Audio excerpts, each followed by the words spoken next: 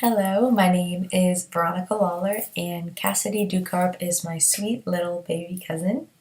Kassidy is doing her presentation on the life-threatening disease anorexia nervosa, and I am so honored to be a part of it and share my experiences with you all because I do believe that this disease is something that is not taken as seriously as it should be in today's world.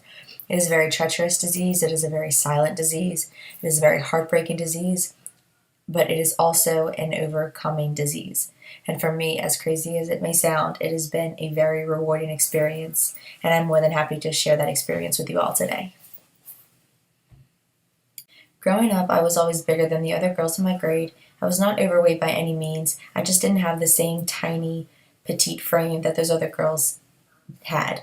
I was just a little bit bigger boned, I guess you can say, and it never really bothered me until I was in around middle schools when I started to really become more self-conscious and notice that I was a little bit bigger. Went downhill my sophomore year of high school. I was suddenly and randomly overcome with these horrifying thoughts. They kept telling me I was fat, I wasn't good enough, I needed to be thinner, my friends hated me, I wasn't going to succeed in anything, I wasn't talented.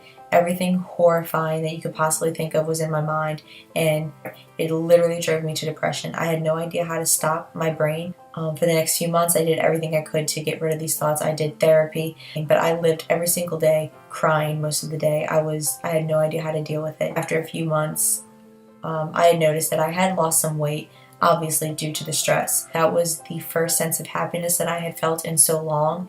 I decided right then and there, I have no control over anything in my life. I have no control over my thoughts. I have no control over how my friends feel about me. I cannot control anything anymore, but the one thing that I could control was what I ate and how my body looked, and that's where this disorder started. For the next few months, I became obsessed with losing weight. I ate no more than 600 calories a day. I was constantly weighing myself. I was skipping meals. I was throwing meals away without anyone noticing. It just became one big, horrible obsession. The one thing that I'll always remember, probably for the rest of my life, is my high school counselor actually called me into her office one day, and she got real with me. She told me, I've been watching you. Something's not right. You're getting smaller, and you're not leaving my office until you tell me what's going on.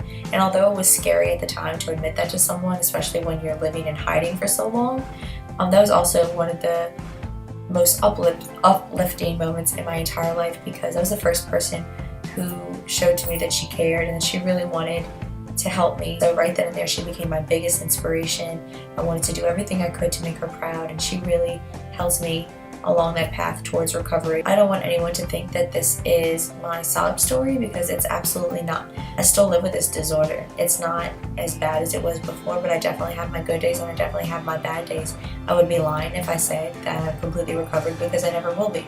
I wake up every single morning and I have to decide, do I want to go back to my old ways, or do I want to continue on this path of recovery and happiness and self-love? And even on my worst of days, where I cry and just wish that none of this could ever happen to me, I still always choose recovery and happiness and life, because in the end, it is so worth it. I don't think that people realize how deadly of a disease anorexia is.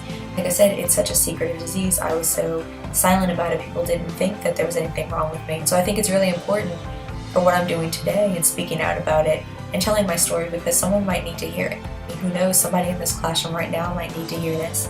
And if you are in that classroom, please know that recovery is so worth it. Life is so worth it. Honestly, even as hard as this journey was, it brought me to so many things. It brought me to learning how to love myself, learning how to have self-confidence. But it also brought me to my love of health and fitness and nutrition. I am a nutritional counselor for the Aspen Clinic. I would so much rather have fought for as hard as I did and as long as I did, so that somebody else doesn't have to. Today, I do what I love.